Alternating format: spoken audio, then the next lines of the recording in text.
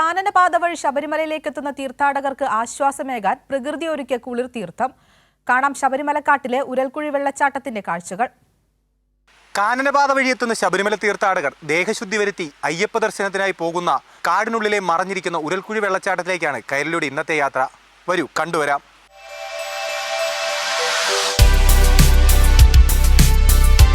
എനിക്ക് സൈഡിൽ കാണുന്നതാണ് ഉരൽക്കുഴി വെള്ളച്ചാട്ടം.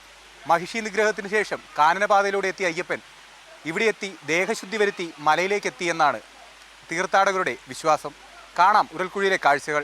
കല്ലും മുള്ളും ചവിട്ടി കാനനപാതയിലൂടെ ശബരിമലയിലേക്ക് എത്തുന്ന തീർത്ഥാടകർക്ക് പച്ചപ്പിനുള്ളിലെ പനിനീരാണിവിടം. കാടിനു മധ്യത്തിലുള്ള ചെറിയ വെള്ളച്ചാട്ടം ഉരൽക്കുഴി തീർത്ഥം.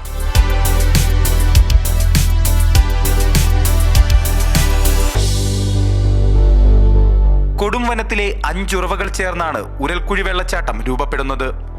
പാറയിൽ വെള്ളം ശക്തിയായി പതിച്ച് പാറ ഉരൽ പോലെ കുഴിയായി. പിന്നീട് ഉരൽക്കുഴി ലോപിച്ച് ഉരക്കുഴിയായെന്നുമാണ് വിശ്വാസം. ഒരേ സമയം ഒരാൾക്ക് മാത്രമാണ് മുങ്ങിക്കുളിക്കാൻ കഴിയുക. പാണ്ടിത്താവളത്തിന് സമീപത്തെ ആനത്താര മുറിച്ചു കടന്നു വേണം ഉരൽക്കുഴിയിലേക്ക് എത്താൻ. പമ്പയുടെ കൈവഴിയായ കുമ്പളാംതോട്ടിലെ വെള്ളമാണ് ഉരൽക്കുഴിയിൽ സ്നാനഘട്ടമായി രൂപം പ്രാപിക്കുന്നത്. പ്രകൃതിയൊരുക്കിയ ഈ അത്ഭുതത്തിലെ സ്നാനം തീർത്ഥാടകരെ ഉന്മേഷഭരിതരാക്കുന്നു. എവിടെ നല്ല വെള്ളച്ചാട്ടമാണ്. ഇവിടെ നമ്മൾ ചാട്ടമാടെ കൂടെ വന്നിട്ടുണ്ട്. ഇവിടെ നല്ലോണം എൻജോയ് ചെയ്തിട്ട് എക്സ്പീരിയൻസ് നല്ലോണം ഇത് അടിപൊളിയായിരുന്നു. എവിടെ വന്നപ്പോൾ കുറച്ച് പേടിയുണ്ടായി, പക്ഷെ ഇപ്പോൾ ഒന്ന് ഉഷാറായിട്ടുണ്ട്. നല്ല എക്സ്പീരിയൻസ് ഉണ്ടാവും. എല്ലാവരും വന്നോളൂ. വിവിധ ജീവിവർഗങ്ങളുടെ കേന്ദ്രമാണിവിടം.